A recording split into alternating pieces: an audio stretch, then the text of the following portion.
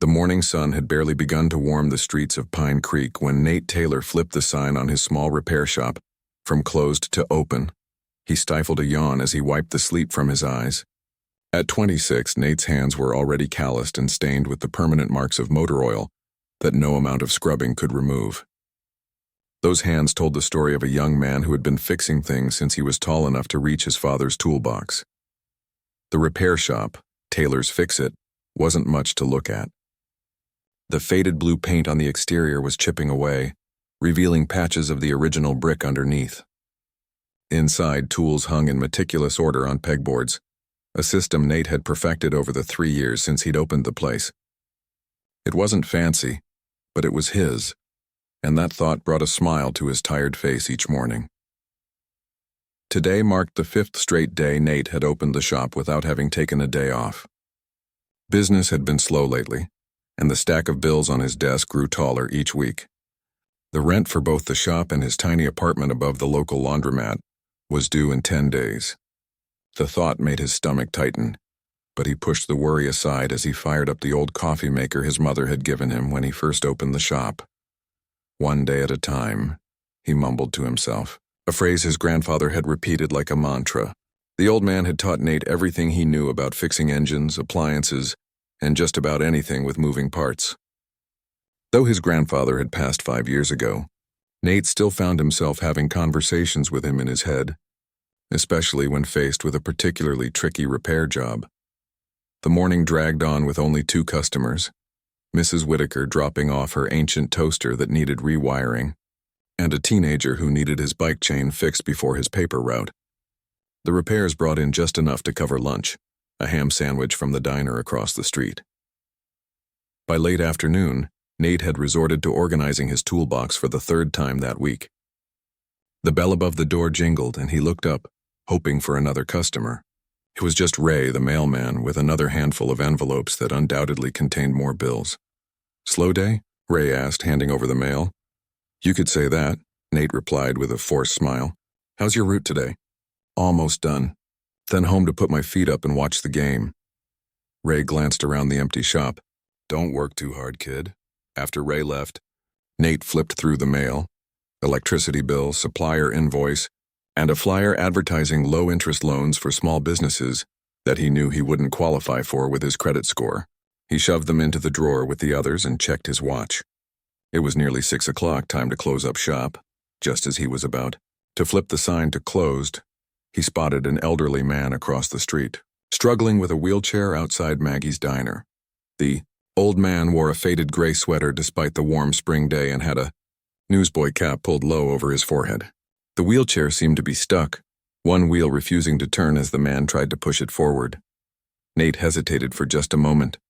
He was exhausted, hungry, and the thought of his bed upstairs was incredibly tempting, but something about the old man's determined yet frustrated expression reminded him of his grandfather. With a sigh, Nate locked the shop door and jogged across the street. "Excuse me, sir. Need some help with that?" Nate called as he approached. The old man looked up, his weathered face creasing into a smile that didn't quite reach his eyes. Those eyes were a striking blue, sharp and alert despite his apparent age, which Nate guessed to be somewhere in his 80s. "Oh, I don't want to trouble you, young man," the elderly man said, his voice surprisingly strong. "This old chair's been giving me problems all week. Think it's finally given up the ghost?" Nate crouched down to examine the wheelchair. The right wheel was jammed, and upon closer inspection, he could see that a bearing had completely worn out. The chair itself was well used but had once been a quality model. Now it showed years of wear and makeshift repairs. "I run the repair shop across the street," Nate said, pointing over his shoulder with his thumb. "I could take a look if you'd like." "No charge," he added quickly, noting the man's shabby appearance. The old man raised his eyebrows. "No charge? That's not how businesses stay afloat, son." Nate shrugged. "Consider it my good deed for the day. I'm Nate, by the way. Nate Taylor." "Henry," the old man replied simply, offering a hand that was surprisingly firm in its grip. "Henry Winters. And I'd be mighty grateful for the help if you're sure." "I'm sure." Nate stood up. "Do you have another way to get around while I work on this? It might take a day or so to get the parts." Henry tapped a wooden cane that had been hooked over the arm of the wheelchair. "I can manage with this for short distances." Got a bad hip, not totally useless yet. He winked, and Nate couldn't help but smile. Let me help you home first, and then I'll take the chair to my shop. No need, Henry insisted. I live just up the block at the Sunset Apartments. I can make it fine with my cane. You take the chair and work your magic. Nate nodded, surprised at the old man's independence. The Sunset Apartments weren't exactly luxury living. They were small, affordable units mostly occupied by retirees on fixed incomes and young couples just starting out. All right then. I'll let you know when it's ready. Is there a number where I can reach you? Henry patted his pocket and pulled out an outdated flip phone. Got this old thing. Never much cared for those fancy smartphones everyone's glued to these days. He recited his number, which Nate saved in his phone. As Nate wheeled the chair across the street to his shop, he couldn't help but wonder about Henry. There was something in the way he spoke, the way he carried himself despite his physical limitations, that suggested he hadn't always lived such a modest life. But Pine Creek was a small town, and Nate had never seen him before today. Back in his shop, Nate flipped on the extra lights and examined the wheelchair more thoroughly.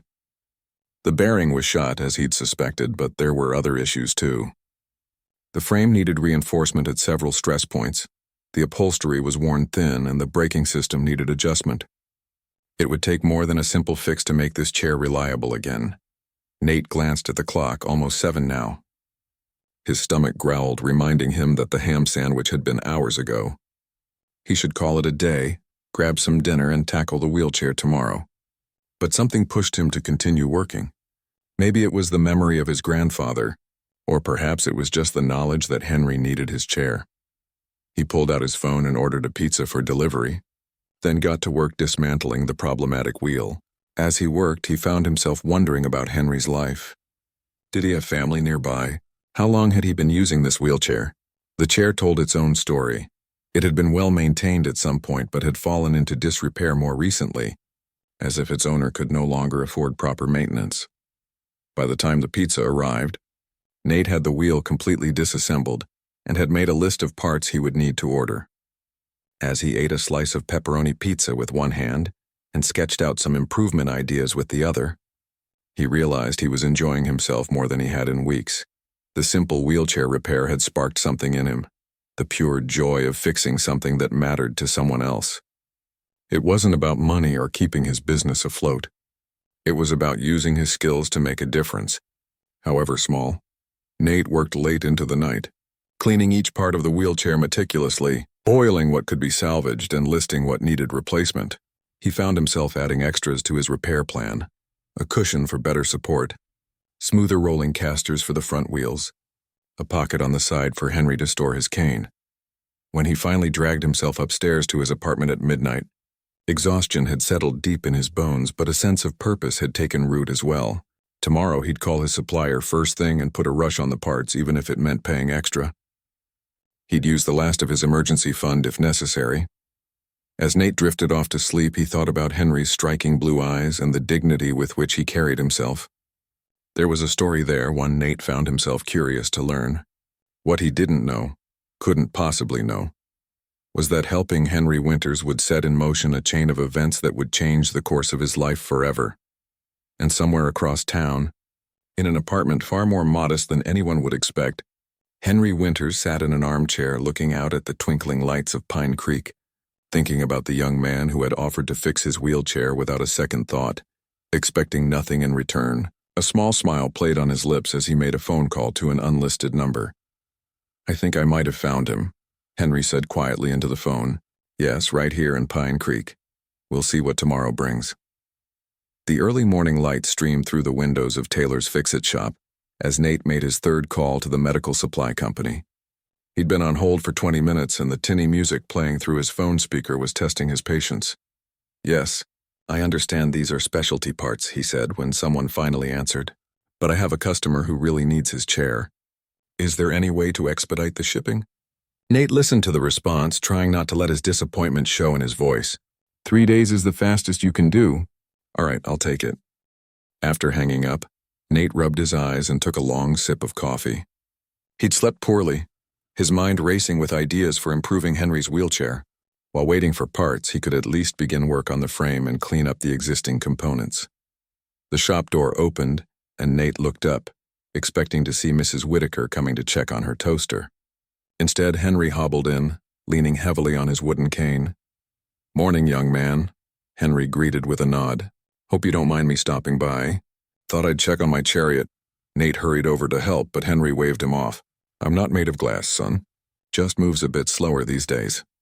"I've ordered the parts for your chair," Nate explained, guiding Henry to the shop's only customer chair, a padded folding chair he'd rescued from a yard sale. "They should be here in 3 days." "I'm sorry it can't be sooner." Henry settled into the chair with a grateful sigh. "No rush, I've been making do with this cane for years before I got the wheelchair. Doctor finally insisted I use the chair for longer distances." He looked around the shop with interest. "Nice place you've got here. Been in business long?" 3 years on my own," Nate replied, returning to the wheelchair frame he'd been cleaning. "But I've been fixing things since I was a kid. My grandfather taught me everything I know." "Smart man, your grandfather," Henry observed. "Not many people these days understand the value of fixing things instead of replacing them." He watched as Nate worked, his blue eyes missing nothing. "You're making some improvements to my chair, aren't you? Not just fixing what's broken?" Nate looked up, slightly embarrassed. "Hope you don't mind. I noticed a few things that could work better. I'm adding a cushioned seat, reinforcing the frame where it's stressed, and putting in a pocket on the side for your cane." Henry's eyebrows rose. "All that's not going to be cheap." "Don't worry about the cost," Nate said quickly. "Consider it professional courtesy."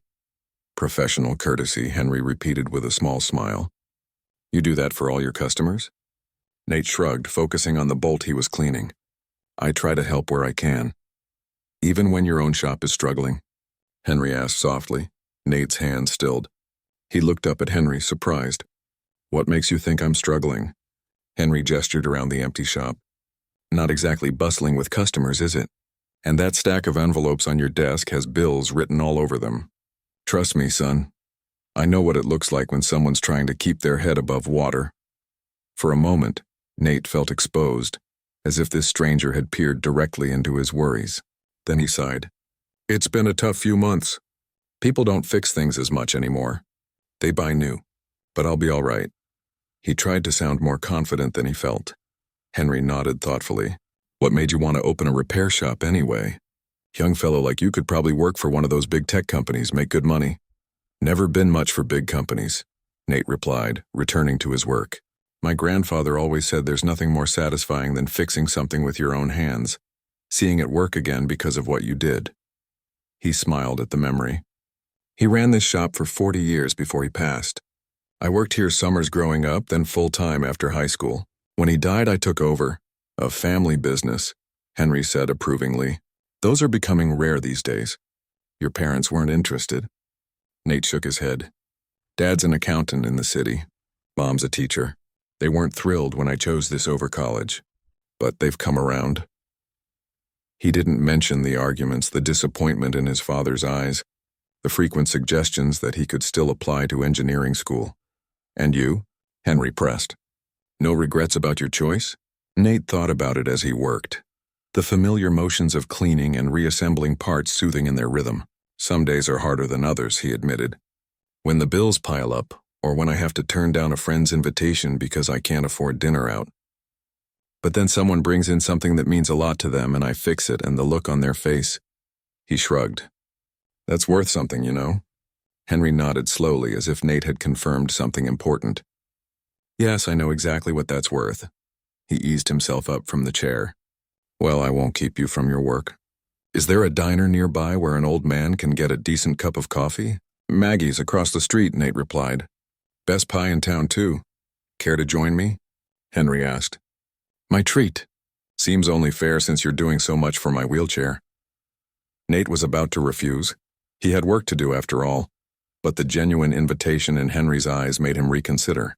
There was something about the old man that intrigued him. Plus, he hadn't had a real conversation with anyone other than customers in days. "Sure," he said, wiping his hands on a rag. "Just let me lock up." At Maggie's, they settled into a booth by the window. The diner was quiet at mid-morning, with just a few regulars at the counter. Maggie herself, a woman in her 50s with a no-nonsense manner and the best baking skills in 3 counties, brought over 2 coffees without being asked. "Morning, Nate," she said. then nodded at Henry. Haven't seen you around before. Henry Winters, he introduced himself with a tip of his newsboy cap. Just passing through your lovely town? Maggie responded, clearly not convinced. Well, any friend of Nate's is welcome here. You boys want breakfast? They ordered pancakes for Nate, who suddenly realized how hungry he was, and eggs with toast for Henry. As they waited for their food, Henry asked Nate about the town, his customers, his life. Unlike most people who ask questions as a prelude to talking about themselves, Henry seemed genuinely interested in Nate's answers. So, no wife? Girlfriend? Henry asked after their food arrived. Nate shook his head, mouth full of pancake. Not right now. Had a girlfriend until about 6 months ago. Lily. She moved to Chicago for a job. You didn't consider going with her? The shop is here, Nate said simply, as if that explained everything. And in a way it did. The shop was his grandfather's legacy, his own dream, his responsibility. He couldn't just walk away from it. And what about you? Nate asked, turning the conversation away from himself. You said you're passing through. Where are you headed? Henry took a slow sip of coffee before answering. Nowhere in particular. Spent most of my life rushing from one place to another. Now I take my time, see what there is to see. Sounds nice, Nate said. Traveling around, no schedule. It has its moments, Henry agreed. Though I find I miss having a place to call home. He gazed out the window at the small town street, the familiar shops, the neighbors greeting each other as they passed. A community. There was something wistful in his tone that made Nate wonder about Henry's story. The old man dressed simply, lived in a modest apartment, yet spoke with the confidence and insight of someone who had seen much more of the world than Pine Creek. Well, you're welcome in Pine Creek as long as you like, Nate said. We're a friendly bunch mostly. I can see that, Henry replied, his eyes twinkling. Not every town has young men who drop everything to fix an old man's wheelchair. Nate felt his face warm. Anyone would have done the same. No, Henry said firmly. They wouldn't. That's what makes it special, Nate. He glanced at his watch. I should let you get back to your shop. Thank you for the company. As they were leaving the diner, Nate noticed Henry reach for his wallet and come up short. Must have left it at the apartment, Henry muttered, looking embarrassed.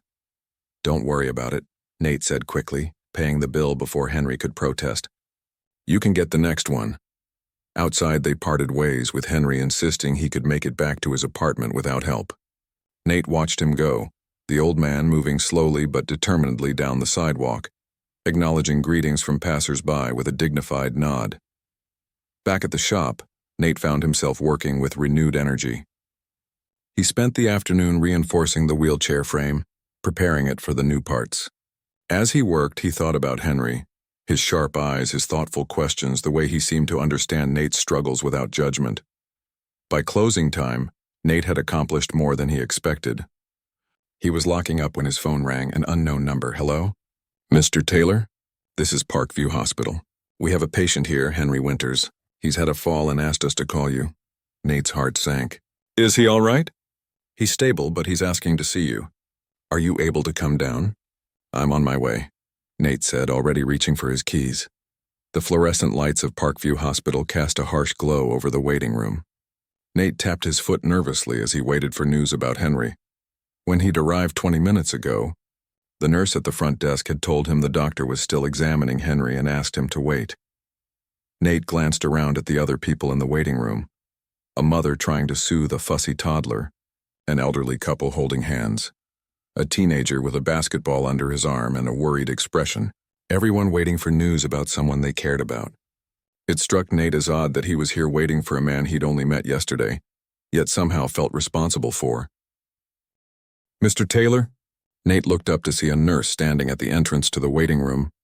He stood quickly. Yes, that's me. How's Henry? He's doing fine. Just some bruising from the fall. Thankfully, nothing broken. He's asking for you. The nurse, whose name tag read Grace, led Nate through the double doors and down a corridor. He's lucky he didn't hit his head when he fell. At his age, that could have been serious. Do you know how it happened? Nate asked. Apparently, he was trying to reach something on a high shelf in his apartment. His cane slipped. Grace shook her head. Stubborn old men, they never ask for help. She stopped outside a room and knocked lightly before opening the door. Mr. Winters? Your friend is here. Henry was sitting up in bed looking smaller somehow in the standard-issue hospital gown. A bruise was forming on his left cheek and his arm was wrapped in a temporary bandage. Despite this, his blue eyes lit up when he saw Nate. "There he is," Henry said. "Sorry to drag you all the way over here, son." "It's no trouble," Nate said, stepping into the room as Grace left. "What happened?" The nurse said. "You fell?" Henry waved his good hand dismissively. "Just being a fool. Tried to reach a book on the top shelf instead of using that grabber thing the home health nurse left me." He grimaced. Pride comes before a fall, literally in my case. Nate pulled a chair up to the bedside. "You had me worried. They're letting you go home today?" "That's the plan. Doctor wants to run one more test to be sure I didn't knock anything loose in this old noggin." Henry tapped his temple. "But I don't have a way to get home. That's why I called you. Hate to impose, but..." "It's not an imposition," Nate interrupted. "Of course I'll take you home." Relief washed over Henry's face. "Thank you. They took my wallet and phone for safekeeping when they admitted me. Should get them back soon." A thought occurred to Nate. "Do you have someone I should call? Family or friends who'd want to know you're in the hospital?" A shadow passed over Henry's face. "No one local. My wife passed 10 years ago. My son..." He paused, a complicated emotion flickering across his features. "Well, he's very busy with his own life." The way Henry said it made Nate suspect there was more to that story, but he didn't press. "I understand. My parents live just a couple hours away, but sometimes it feels like we're in different worlds." "That happens," Henry said softly. "Life pulls people in different directions." He seemed about to say more when a doctor entered the room. "Mr. Winters, good news. Your scans look clear. No sign of concussion or internal injuries. You're free to go home, but I'd like you to take it easy for a few days." The doctor, a woman in her 40s with kind eyes and a no-nonsense manner, handed Henry a sheet of paper. "Instructions for wound care." "Any questions?" "Just one," Henry replied. "When can I ditch this wrap on my arm?" "It's just a scrape. Keep it covered for 24 hours, then you can switch to a regular bandage. Change it daily until the wound closes." She turned to Nate. "Are you the one taking him home?" Nate nodded. "Good. Make sure he rests. No climbing or reaching for things on high shelves." She gave Henry a pointed look, which he returned with an innocent smile. After the doctor left, a nurse brought in Henry's personal belongings and helped him get dressed. Nate waited outside, then helped Henry into a wheelchair for the trip to the hospital exit. Hospital policy for all discharged patients. "Not as comfortable as the one you're fixing up for me," Henry commented as they wheeled down the corridor. "Speaking of which, the parts should arrive tomorrow," Nate said. "I should have it ready for you by the weekend." At the hospital entrance, Nate helped Henry into his old pickup truck.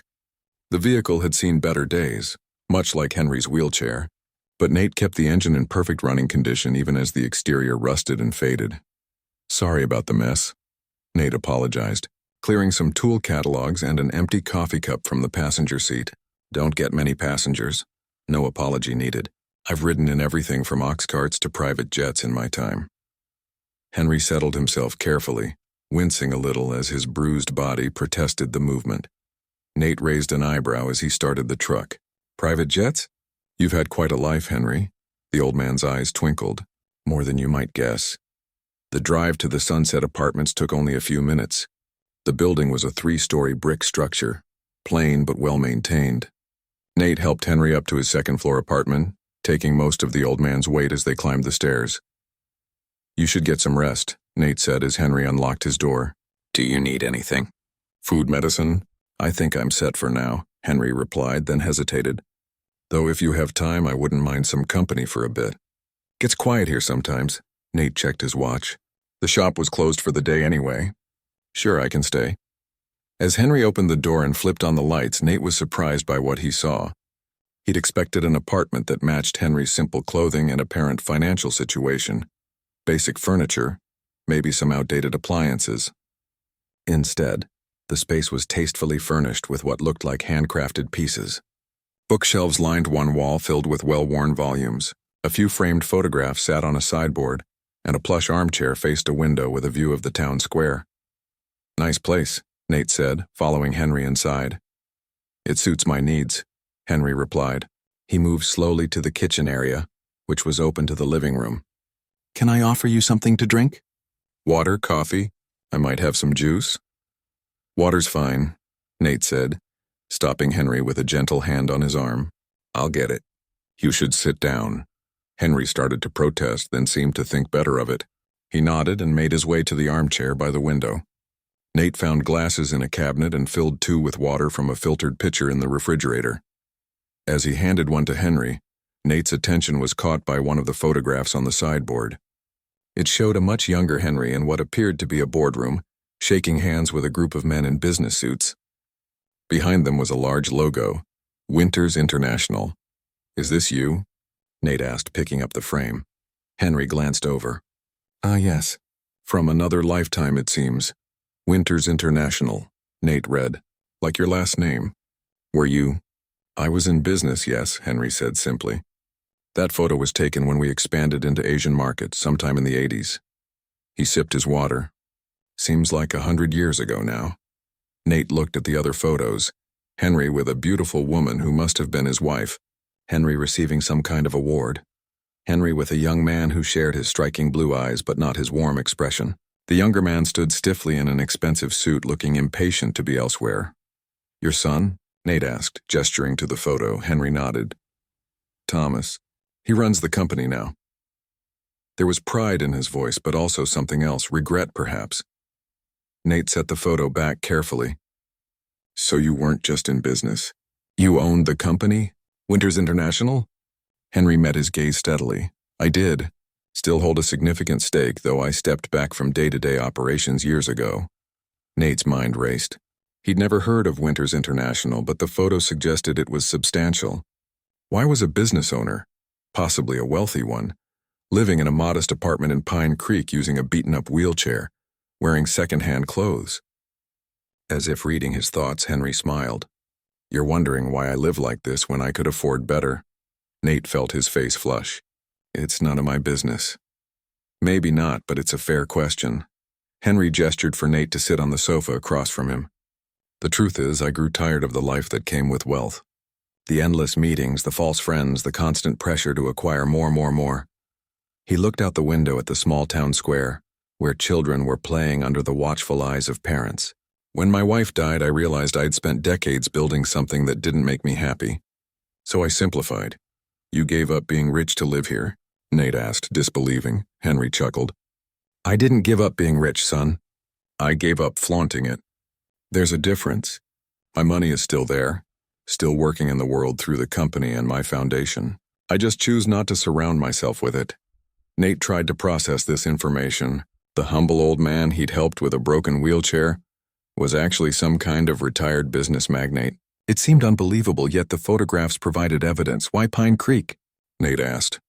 Of all the places you could have chosen? Pure chance, Henry admitted. I was traveling through, my car broke down, and while it was being repaired, I walked around town. People nodded hello on the street. A child helped me pick up some papers I dropped. The server at the diner remembered my order when I came back a second time. He shrugged. It felt real in a way my life hadn't for a long time. And the wheelchair? The apartment? Nate pressed. That's all part of simplifying? The wheelchair I genuinely need. Old skiing injury that never healed right. But yes, I choose to live modestly. It helps me see people as they really are. Henry's gaze was direct. When people know you have money, they treat you differently. They want things from you. They show you their best face, not their true one. Nate thought about how he'd rushed to help Henry, offered to fix his wheelchair for free, brought him home from the hospital, all without knowing who he really was. Would he be done the same if he'd known Henry was wealthy? He liked to think so, but couldn't be entirely sure. So almost no one here knows who you really are, Nate said. It wasn't a question. And I'd prefer to keep it that way, Henry replied, his tone gentle but firm. I value my privacy and the normal life I've built here. Nate nodded slowly. I won't say anything. Thank you. Relief crossed Henry's features. It's nice, actually, to have someone know. Gets lonely sometimes, keeping parts of yourself hidden. An unexpected feeling of protectiveness came over Nate. This man had entrusted him with a secret, made himself vulnerable. Your secret's safe with me. They sat in comfortable silence for a moment. Then Henry asked about the shop, and the conversation turned to everyday matters. By the time Nate left an hour later with a promise to check on Henry the next day, it felt as if they'd known each other for years rather than days. As Nate drove home, his mind kept returning to the revelations of the afternoon. Henry Winters, apparently a successful businessman, possibly even wealthy, was living a deliberately simplified life in Pine Creek. And of all the people in town, he'd chosen to confide in Nate. It didn't make sense. Yet at the same time, it explained the dignity with which Henry carried himself, the wisdom in his eyes that spoke of a life fully lived, the insights he offered that seemed beyond what one might expect from an ordinary retiree. Parking outside his small apartment above the laundromat, Nate couldn't help comparing his humble living situation with what Henry had chosen. The difference was, Henry could return to luxury anytime he wanted. Nate was struggling just to keep his grandfather's shop alive. He pushed the thought away as he climbed the stairs to his apartment. Henry's revelation didn't change anything. The wheelchair still needed fixing. The bills still needed paying. Life went on, but as Nate fell asleep that night, he couldn't shake the feeling that something significant had shifted in his world, as if a door had opened, revealing possibilities he hadn't known existed. The parts for Henry's wheelchair arrived 3 days later, delivered by a courier who seemed annoyed at having to find Taylor's fix-it shop in the small town of Pine Creek. Nate signed for the package with barely contained excitement. He'd been checking the tracking information obsessively, eager to complete the repairs for Henry.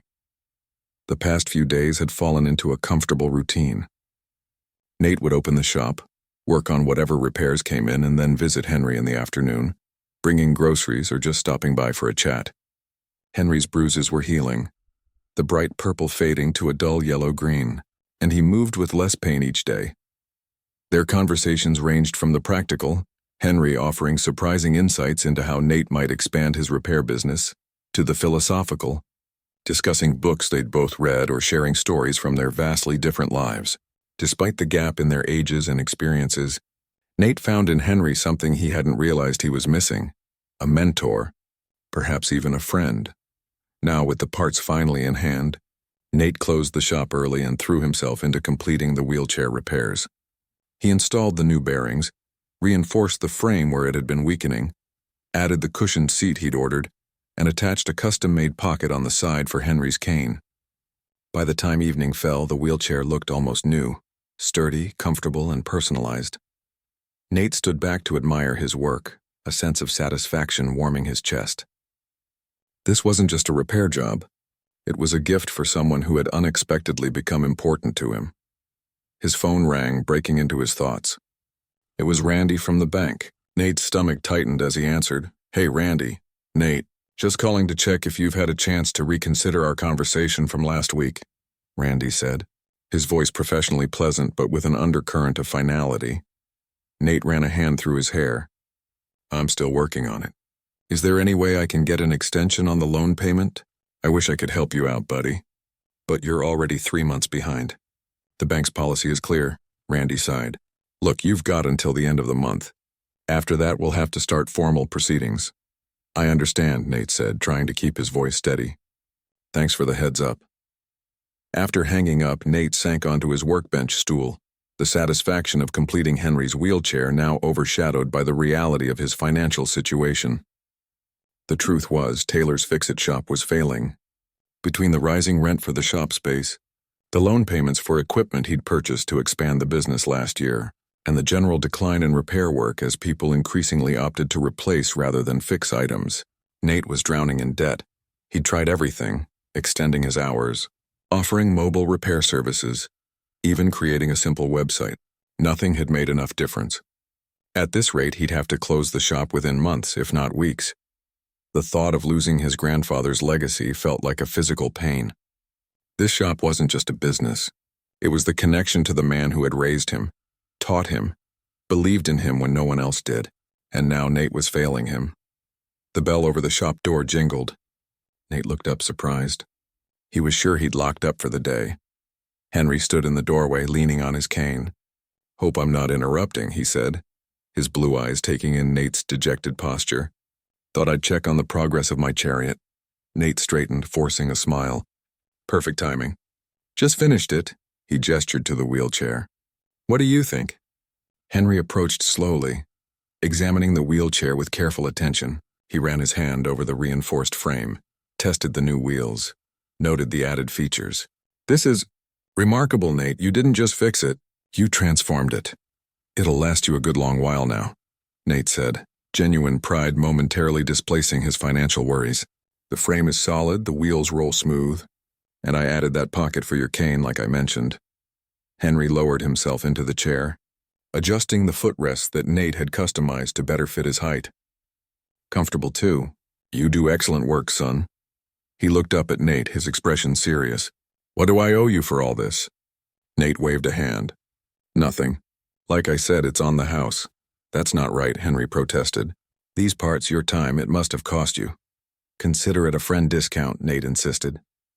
Henry studied him for a long moment. "Something's troubling you. Is it the shop?" Nate hesitated.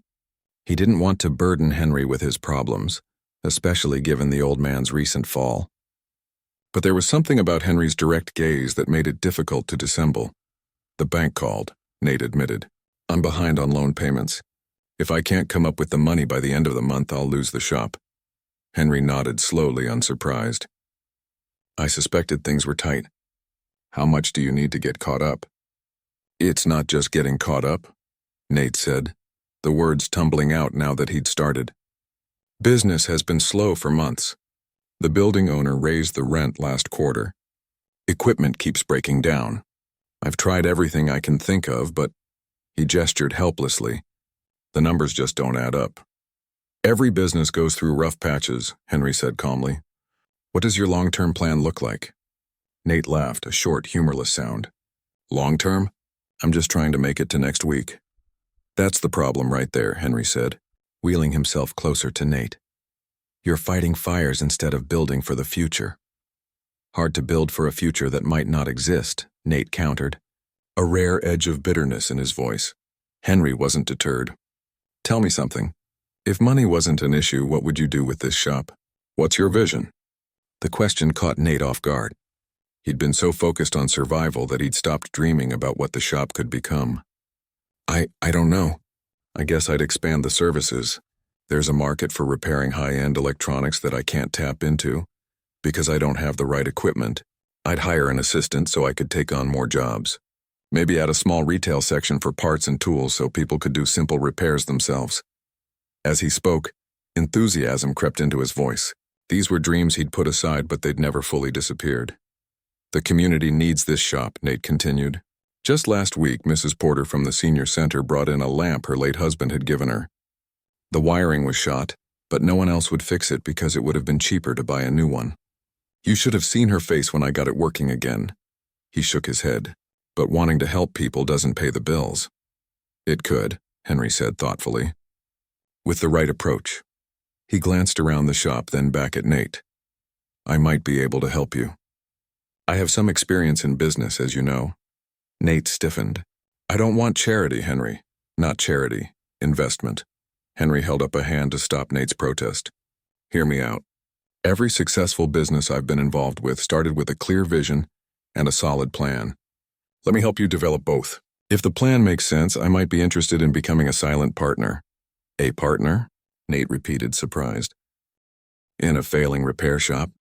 In a community fixture with untapped potential," Henry corrected. "Think about it. No need to decide right now."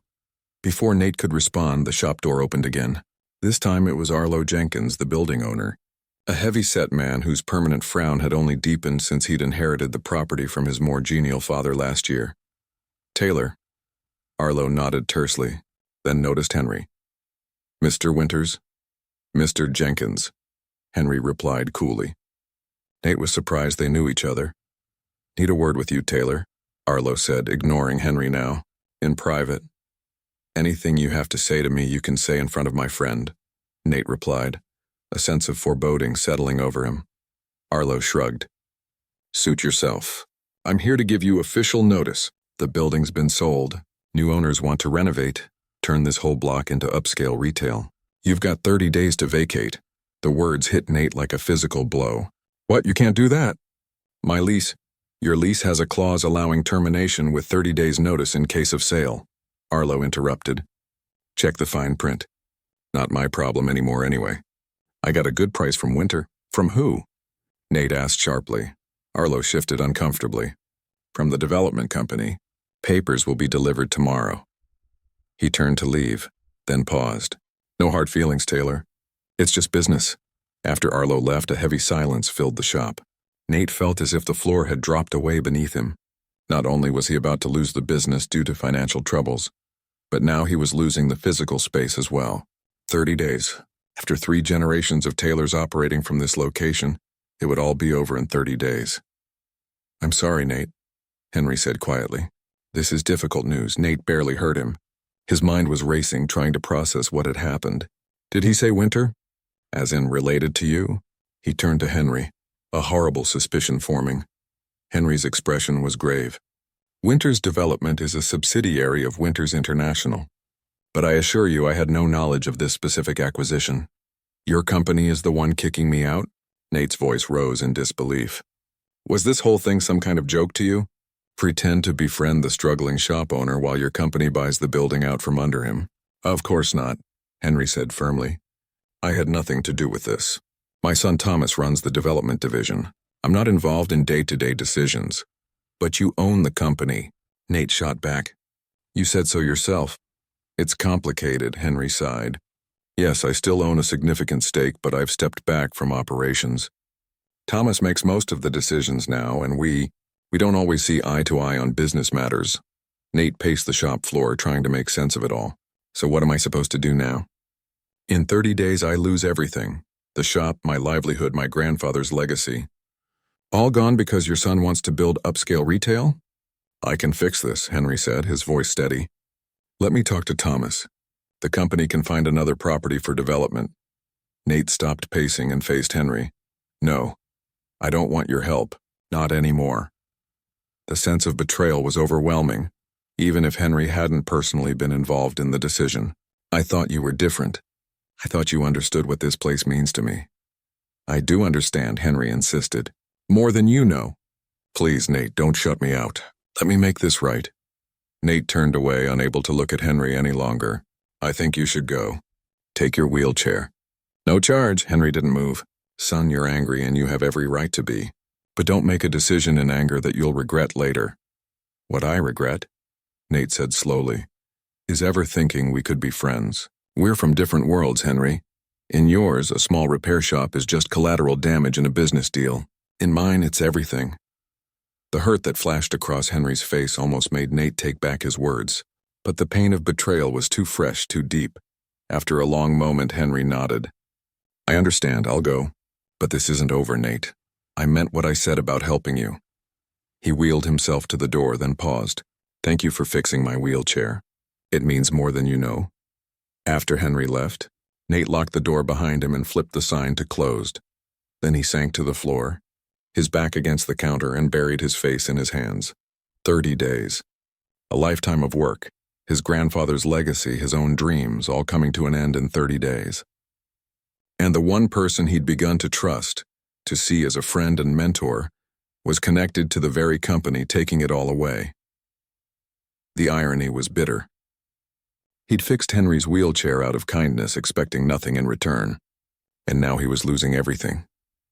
As night fell outside, Nate remained on the floor of his shop, surrounded by the tools and parts and memories that had defined his life, wondering how it had all gone so wrong so quickly.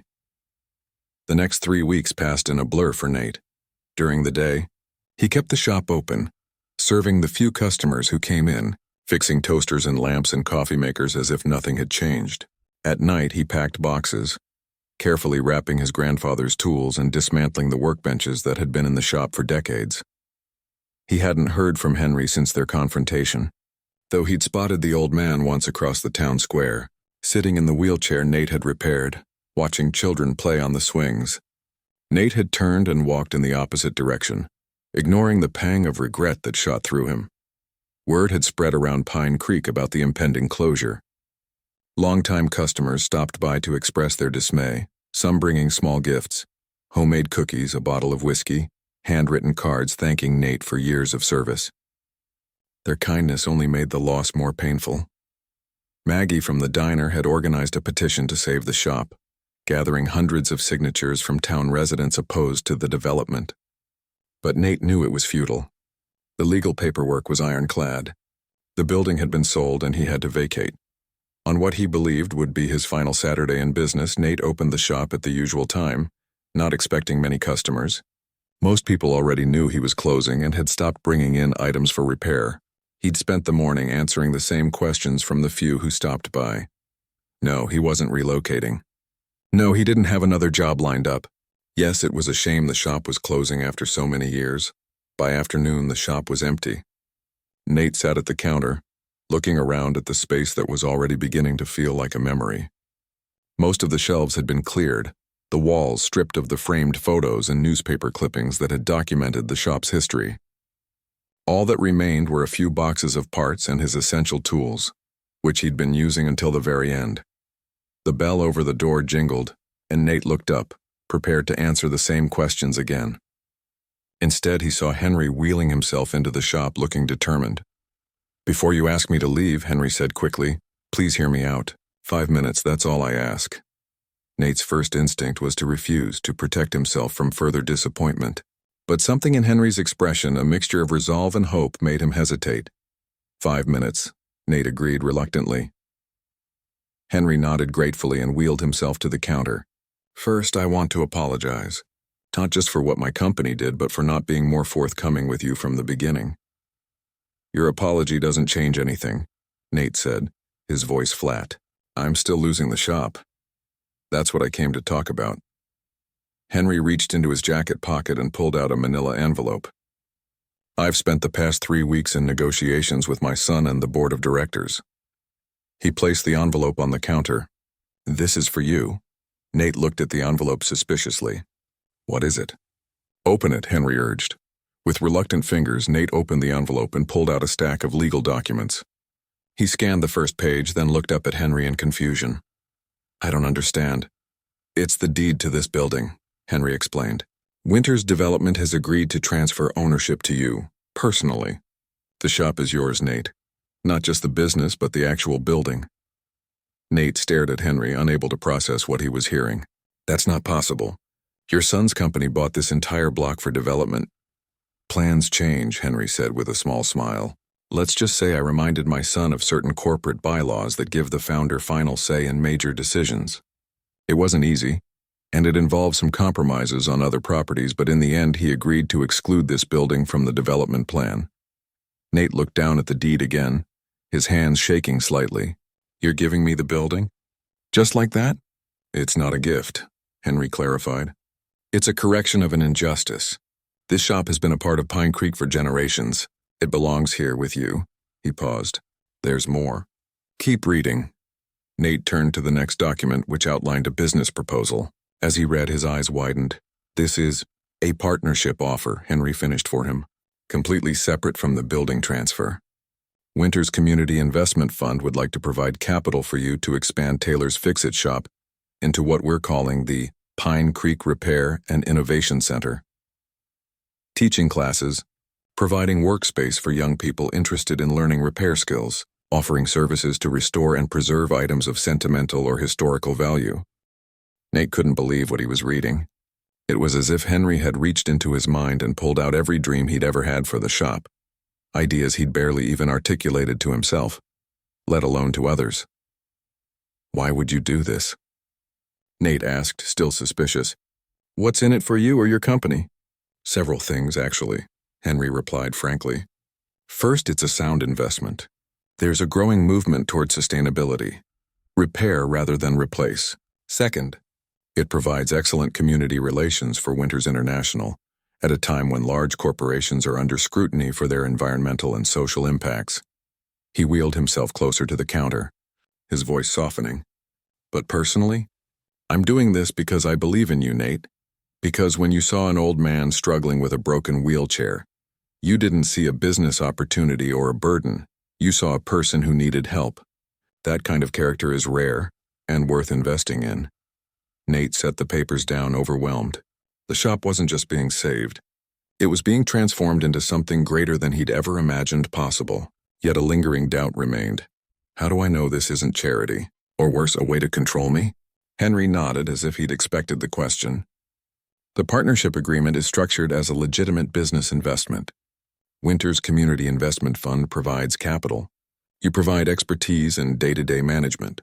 The fund receives a modest return on successful operations, which it reinvests in other community projects. You retain controlling interest and full operational authority. He gestured to the papers.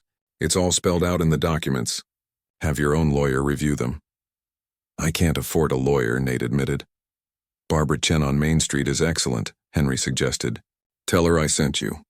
The initial consultation will be my treat. Consider it an apology for the stress of the past few weeks. Nate ran a hand through his hair, trying to process everything. This is a lot to take in. I understand, Henry said. Take your time. Think it over. The offer has no expiration date. He began to wheel himself toward the door. Wait, Nate called. You said this was about investing in me and my character. But the truth is I misjudged you. I accused you of betraying me when you were actually trying to help. Why would you still want to partner with someone who thought the worst of you? Henry turned his wheelchair to face Nate again. Because you were hurt and angry and afraid of losing something precious to you. We all say things we don't mean in such moments. What matters is who you are at your core. And I saw that the day you offered to fix an old man's wheelchair without a second thought. He smiled. Besides, I haven't had this much excitement in years. Arguing with my son, negotiating with the board, it reminded me that I'm not quite ready for the rocking chair yet. Despite himself, Nate smiled too. The thought of Henry, who had seemed so frail when they first met, going toe-to-toe with corporate executives to save a small-town repair shop, was both absurd and somehow perfectly fitting. What does this mean for your simple life here in Pine Creek? Nate asked. If we do this, people will figure out who you really are. Perhaps it's time, Henry acknowledged. Living in anonymity has its advantages, but also its limitations. I've missed being able to make a difference, to use the resources and connections I've built over a lifetime. He adjusted his position in the wheelchair Nate had repaired with such care. This shop, what it could become, feels like the right place to start again. Nate looked around at the half-packed shop, then back at the documents on the counter. Just days ago, he'd been preparing to lose everything. Now he was being offered not just a reprieve, but an opportunity to create something even more meaningful than what he'd had before. If I agree, Nate said slowly, I want one condition. Name it, Henry replied. The community classes, the workspace for young people, they need to be affordable, accessible to everyone. Not just those who can pay. Henry's face broke into a wide smile. I was hoping you'd say something like that. There's a provision for scholarships in the business plan, on page 12. Of course there was. Henry had thought of everything. Nate shook his head in amazement. So, Henry prompted, what do you think? Instead of answering immediately, Nate came around from behind the counter and extended his hand. I think partners should shake on it, before the lawyers get involved. Henry's grip was firm as they shook hands, his blue eyes bright with emotion. Partners, he agreed. The bell over the door jingled again, and they both turned to see a teenage boy enter, clutching a broken remote-controlled car. Are you still open? The boy asked hesitantly. My grandpa said you might be closing, but I really need my car fixed. I saved up my allowance. He held out a handful of crumpled bills. Nate and Henry exchanged a glance, and Nate smiled. We're definitely open, Nate assured the boy. In fact, we're going to be open for a long time to come. He gestured for the boy to bring the car to the counter. Let's take a look at what we've got here. As Nate examined the toy car, explaining to the boy what he was checking and why, Henry watched with satisfaction. This was exactly why he'd fought so hard for this shop. For this young man who represented everything Henry had come to value in his later years: integrity, kindness, and the simple joy of helping others. The late afternoon sun streamed through the shop windows, illuminating the tools of Nate's trade and the hopeful face of the boy waiting for his toy to be repaired. In that moment, surrounded by the past and the promise of the future, Henry felt a sense of peace he hadn't experienced in years. Sometimes, he reflected, the most valuable investments weren't found in boardrooms or on balance sheets, but in moments of simple human connection, like when a kind young man offers to repair an old man's wheelchair, not knowing he's a billionaire, and in doing so, sets in motion a chain of events that enriches both their lives in ways neither could have imagined. Outside the shop, Pine Creek carried on with its small-town rhythms, people greeting each other on the sidewalks, children playing in the park, the dinner crowd beginning to gather at Maggie's diner.